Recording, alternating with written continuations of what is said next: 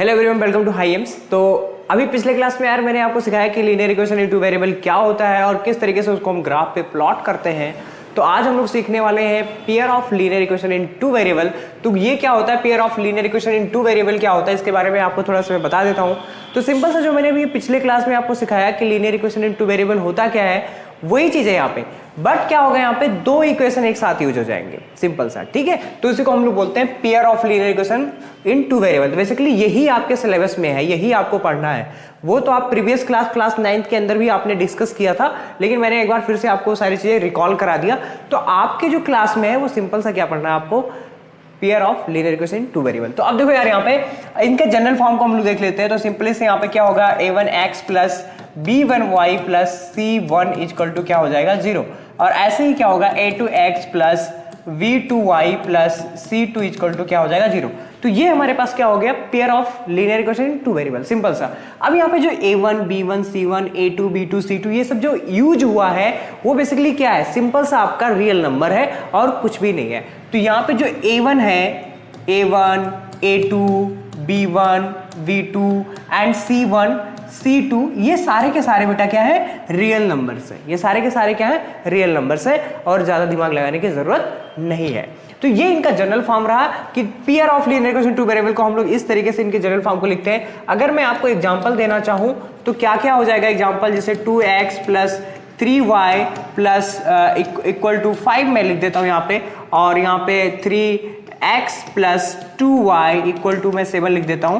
तो यहाँ पे हम इनको बोल सकते हैं कि ये जो यहाँ पे इक्वेशन लिखा है वो क्या लिखा हुआ है, pair of linear equation two variable. अब देखो क्या होता है, अगर सिंगल इक्वेशन लिखा हो तब तो आप कह दोगे कि इनके जो सॉल्यूशन होंगे वो क्या होंगे, इनफाइनेटली मेनी सॉल्यूशन होंगे। लेकिन अगर दो इक्वेशन एक साथ में गिवन है, यानी उनके पेयर गिवन है, तो हम यहाँ पे ये नहीं कह सकते हैं कि जो यहाँ पे इनका सॉल्यूशन होगा वो इनफाइनेटली मेनी सॉल्यूशन होगा।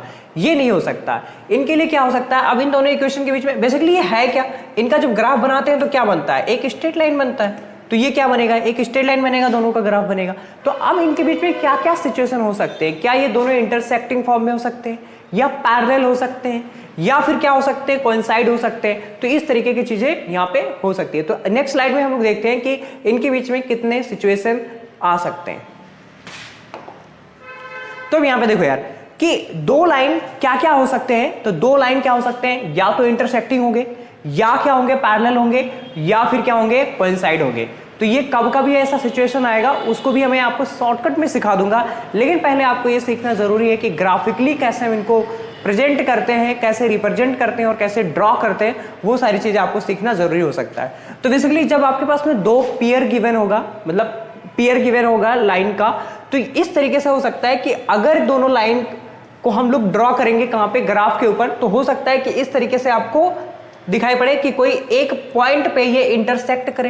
तो इस कंडीशन में जो हमारे पास सॉल्यूशन आएगा वो क्या आएगा, यूनिक सॉल्यूशन आएगा। क्या आएगा, यूनिक सॉल्यूशन आने वाला है। अगर दोनों लाइन क्या हो रहे हैं, पैरेलल हो रही हैं, तो ये इंटरसेक्ट कर ही नहीं रही है, यानी x और y की वैल्यू कोई वैल्यू ही नहीं आएगा, यानी इस कंडीशन में क्या होंगे, नो सॉल्यूशन होगा। क्या होगा, नो सॉल्यूशन होगा। ये पता कैसे चलेगा, हमें ग्राफ पे ड्रॉ करके ही पता चलेगा ये चीज कि ये वाला कंडीशन आ रहा है। और जब क्या होता है, कोइंसाइड होता है, यानी कोइंसिडेंट होते हैं, यानी एक के ऊपर एक लाइन क्या होती है, लाई करती हैं, तो उस कंडीशन में क्या होता है, कोइंसाइड होते हैं। और इस कंडीशन में कितने सॉल्यूशन आते हैं, इनफाइनाइट, क्या, इनफाइनाइट मेनी सॉल्यूशन आते हैं। क्या, इनफाइनाइट मेनी सॉल्यूशन आते हैं। तो आई थिंक आपको यहां तक क्लियर है। अगर इसमें कोई डाउट है तो आप पूछ सकते हो यार, क्या आपको यहां तक ये सारी बातें क्लियर है कि इंटरसेक्टिंग कब होगा, पैरेलल कब होगा, या कोइंसाइड कब होगा। ठीक है, इनको हम ड्रॉ करके भी आपको दिखाएंगे कि किस तरीके से हम लोग इसको ड्रॉ करते हैं। तो आई थिंक आपको ये समझ में आ गया होगा, तो इसको अच्छे से नोट कर लो। फिर देखते हैं हम लोग इसका नेक्स्ट स्लाइड। ओके, तो मैंने आपको समझा दिया कि pair of linear equation in two variable क्या होता है, वो समझ में आ गया। जो हमारे पास दो लाइन होती हैं उनके बीच में क्या क्या सिचुएशन हो सकता है, या तो इंटरसेक्टिंग होगी, या पैरेलल होगी, या कोइंसाइड होंगी। अब देखो यहाँ पे एक एग्जांपल दिया हुआ है, एक यहाँ पे क्वेश्चन दिया हुआ है जिसको हम लोग आसानी से सॉल्व कर लेते हैं यार। तो यहाँ पे क्या कह रहा है कि Romila went to a stationery shop and purchased 2 pencil. कितने पेंसिल खरीद रही है, 2 पेंसिल एंड 3 इरेजर फॉर 9। मतलब 2 पेंसिल और 3 इरेजर खरीद रही है, कितने रुपए में, 9 रुपए में, यानी 9 रुपए में।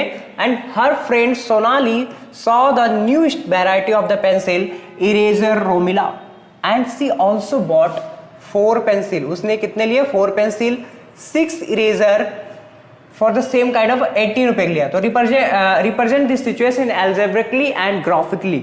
तो दोनों कंडीशन को हमें क्या करना है यहाँ पे? रिप्रेजेंट करना है, मतलब एल्जेब्रिकली और ग्राफिकली दोनों तरीके से हम लोग यहाँ पे रिप्रेजेंट कर रहे होंगे। तो सबसे पहले हम लोग क्या करते हैं यार कि लेट कर लेते हैं कि लेट, ठीक है, let the cost of pencil be x and eraser का जो है, इरेजर का जो कॉस्ट है वो y हमने लेट कर लिया, ठीक है। x एंड y रुपीज हमने क्या कर लिया बेटा? लेट कर लिया कि जो पेंसिल है वो कितने मिल रही है? x में मिल रहा है, और इरेजर जो है वो y रुपीज में मिल रहा है, ठीक है। तो अब देखो यहाँ पे रोमिला के लिए देख लेते हैं, किसके लिए? रोमिला के लिए देख लेते हैं। तो रोमिला ने कितने पेंसिल लिए? 2 पेंसिल लिए और 3 इरेजर लिए।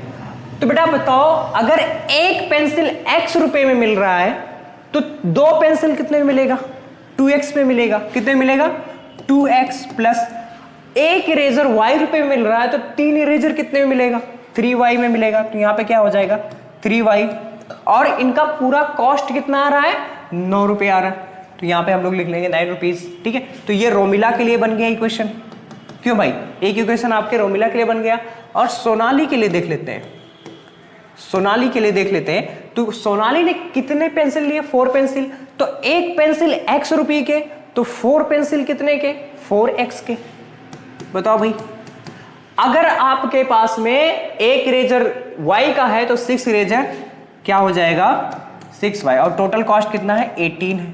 तो ये आपके पास में हो गया इक्वेशन नंबर 2। ये आपके पास में आ गया, इक्वेशन नंबर 2 आ गया।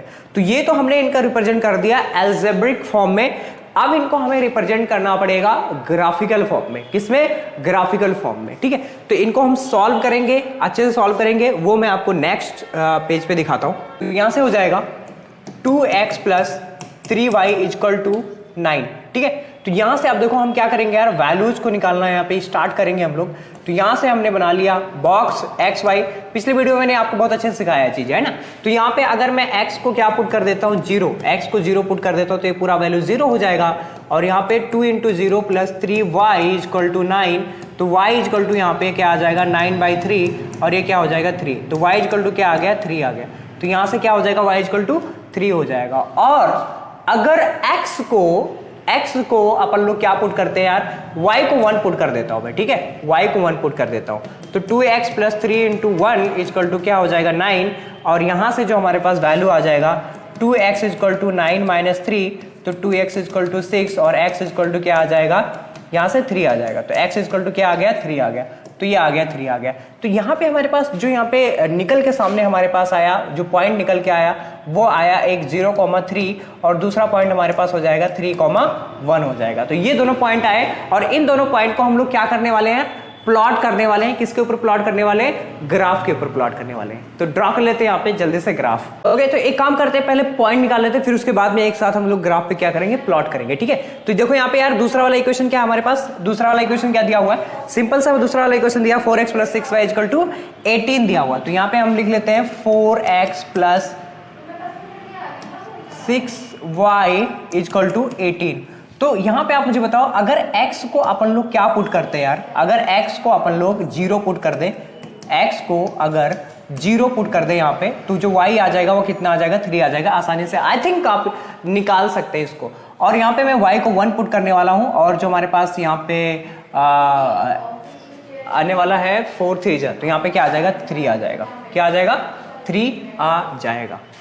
क्या आ जाएगा? 3 आ जाएगा। तो यहाँ पे ध्यान से देखो, यहाँ पे क्या होने वाला है यार? यहाँ पे आ जाएगा 0,3, और दूसरा आ जाएगा 3,1।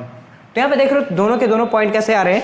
ओके, तो यहाँ पे आप देख पा रहे हैं कि 0,3 ये 0,3 एंड 3,1 आ गया। इनको अगर हम ग्राफ पे ड्रॉ करते हैं तो देखो कैसे ड्रॉ होगा, वो भी देख लेते हैं। ओके, तो अब देखो यार, जो पॉइंट हमारे पास क्या निकल के आया था? हमारे पास आया था 0,3। तो 0,3 कहां पे लाई करेगा?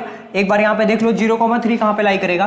तो x पे 0 और 3 यहाँ पे हमारे पास y पे हो जाएगा। तो ये हो जाएगा 0,3, और 3,1 कहां हो जाएगा यार? ये हो जाएगा x पे 3 और यहाँ पे 1, तो यानी ये पॉइंट कुछ यहाँ पे हमारे पास आ जाएगा इस तरीके से। तो ये वाले पॉइंट को हम लोग बोलेंगे 3,1 बोलेंगे। अब यार इसको हम लोग सिंपली क्या करेंगे, मिला देंगे। क्या करेंगे, सिंपली इनको हम लोग यहाँ पे मिला देंगे इस तरीके से। तो आपके पास में होगा तो आप भी स्केल निकाल लो और इस तरीके से इनको क्या करो, मिला दो, है ना, ऐसे, ठीक है। तो ये मिला दिया, तो ये आपके पास में लाइन का इक्वेशन आ गया।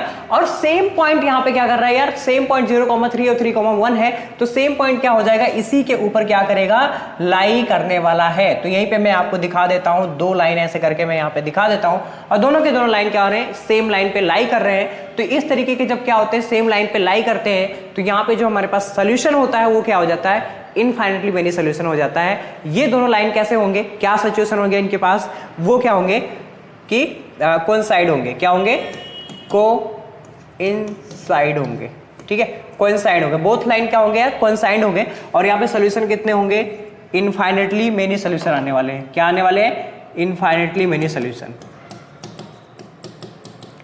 इनफाइनेटली मेनी सोल्यूशन यहाँ पे आएगा। कितने सोल्यूशन आएंगे, इनफाइनेटली मेनी सोल्यूशन आएगा। तो यार ये सिंपल सा एग्जांपल था रोमिला का, तो आई थिंक आपको समझ में आया होगा। इसके बाद में हम लोग देखते हैं कुछ और सिचुएशन देखते हैं।